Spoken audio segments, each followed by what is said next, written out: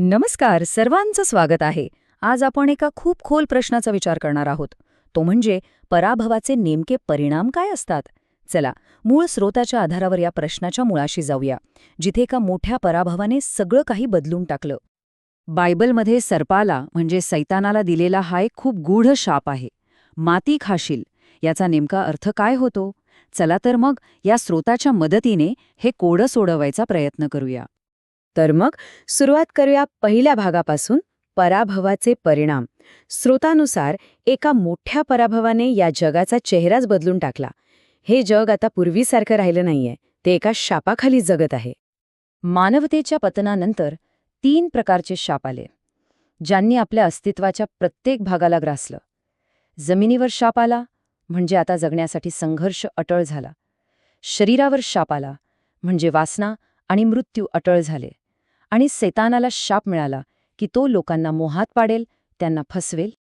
म्हणजे बघा, या पराभवानंतर माणूस इतका असहाय्य झाला की या नवीन आव्हानांना तो एकट्याने सामोरं जाऊ शकत नाही.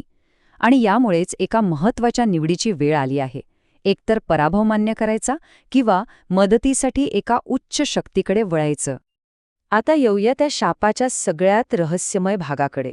सर्पाला म्हणजेच सैतानाला नेमकं काय मिळालं?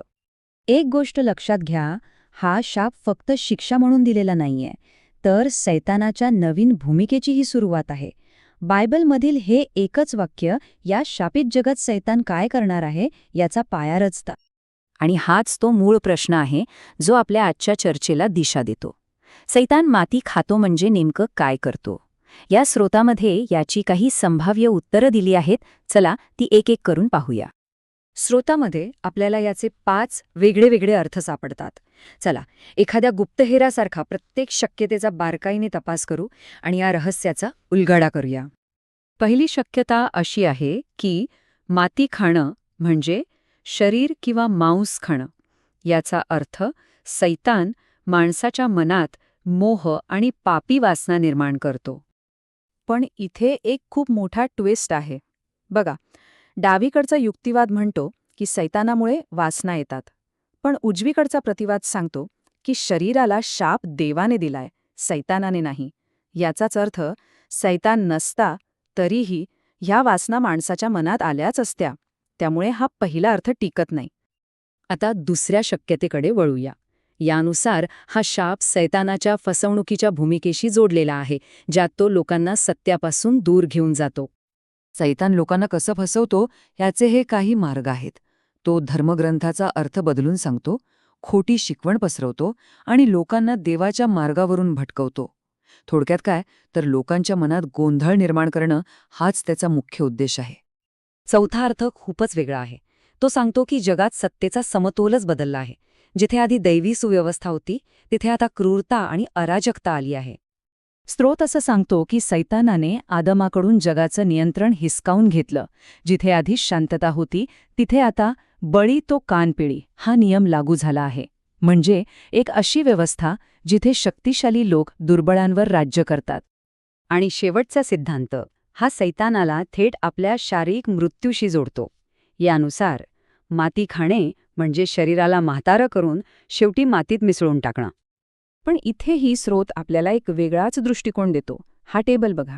युक्तिवाद म्हणतो की सैतान मृत्यू आणतो, पण प्रतिवाद स्पष्ट करतो की मृत्यू हा देवाच्या न्यायाचा भाग आहे, सैतानाच्या शक्तीचा नाही. जीवन आणि मृत्यू देण्याचा अधिकार फक्त आणि फक्त देवाकडे आहे, सैतानाकडे नाही.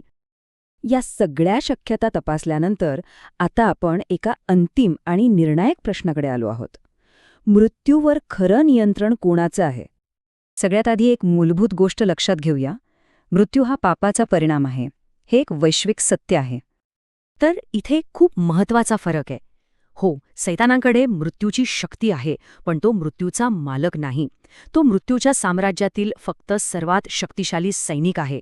त्याची शक्ती मर्यादित आहे आणि तो स्वतः मृत्यूच्या नियमांच्या बाहेर नाही. आणि हा खुलासा तर धक्कादायक आहे. मृत्यूची शक्ती स्वतः सैतानापेक्षा जास्त आहे. मृत्यू सैतानाला आपल्या कैदेत ठेवतो आणि सैतान त्यातून कधीच सुटू शकत नाही. आणि यातून आपण अंतिम सत्यापर्यंत पोहोचतो.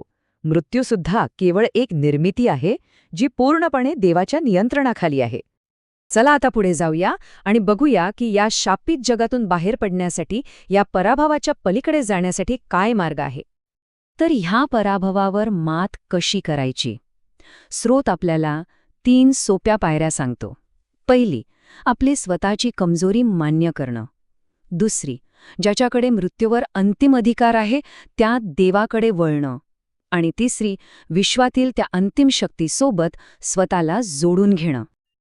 आजची ही सगळी चर्चा आपल्याला एका अंतिम विचारावर आणून सोडते. खरं सामर्थ्य शापाशी लढण्यात नाही, तर जो त्या शापावर नियंत्रण ठेवतो त्याच्याशी एकरूप होण्यात आहे.